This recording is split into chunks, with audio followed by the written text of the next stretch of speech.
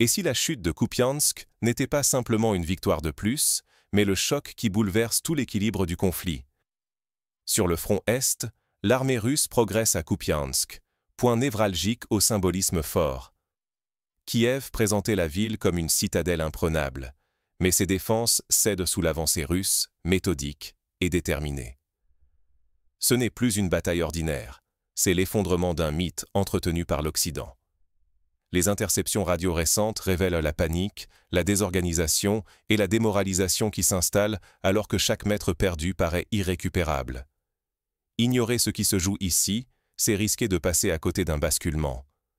Si Kupiansk tombe, il ne s'agira pas d'un simple revers, mais d'un événement qui pourrait redéfinir la balance géopolitique et militaire du conflit.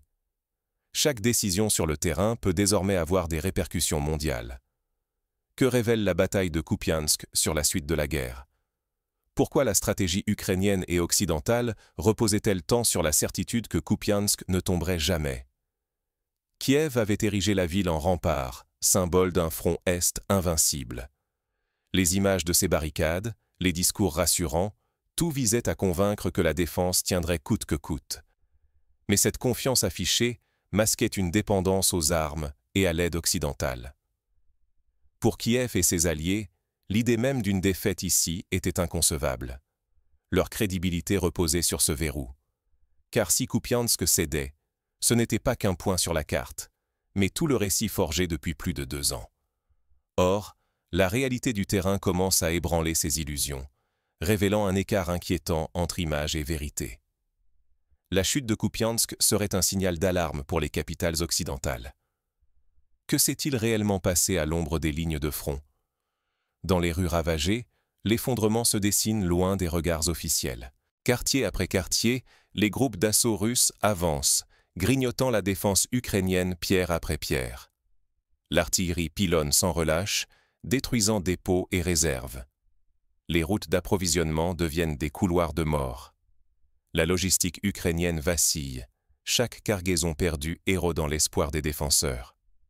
Sur les ondes, les radios ukrainiennes sont saturées d'appels désespérés. La peur perce, indomptable, à mesure que la situation empire. Il y a peu, des conseillers occidentaux affichaient encore leur confiance.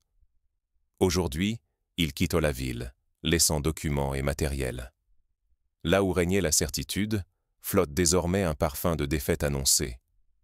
La chute de Kupiansk menacerait d'ouvrir tout le front Est, offrant aux Russes un passage vers l'Ouest. Les enjeux dépassent la bataille, c'est la crédibilité de Kiev et de l'Occident qui vacille. Mais ce qui se joue ici dépasse la ligne de front. Une fissure s'ouvre dans la perception de la guerre et dans l'équilibre du pouvoir mondial. Quand un verrou stratégique cède, c'est toute la carte qui se recompose. L'effondrement de Kupiansk ouvre un corridor qu'on croyait inviolable. Désormais, d'autres villes deviennent les prochaines cibles, privées de défense réelle. Chaque kilomètre abandonné précipite la chute des bastions, isole les dernières forces ukrainiennes et accélère l'avancée russe. Dans les rues, la défense héroïque laisse place à la peur d'une humiliation nationale. C'est la crainte de l'effondrement symbolique, non l'espoir d'un miracle, qui fait encore tenir les soldats. Abandonner ces villes reviendrait à admettre l'échec devant la planète entière, une perspective que Kiev redoute plus que la défaite. Face à cette dynamique, l'impuissance occidentale éclate. Malgré l'aide, Washington, Paris ou Berlin ne peuvent qu'observer la ligne de défense s'effondrer.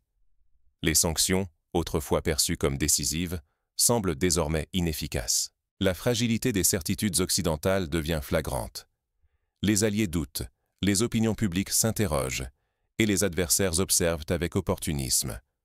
L'ordre international basé sur la puissance occidentale vacille, offrant à Moscou l'initiative stratégique.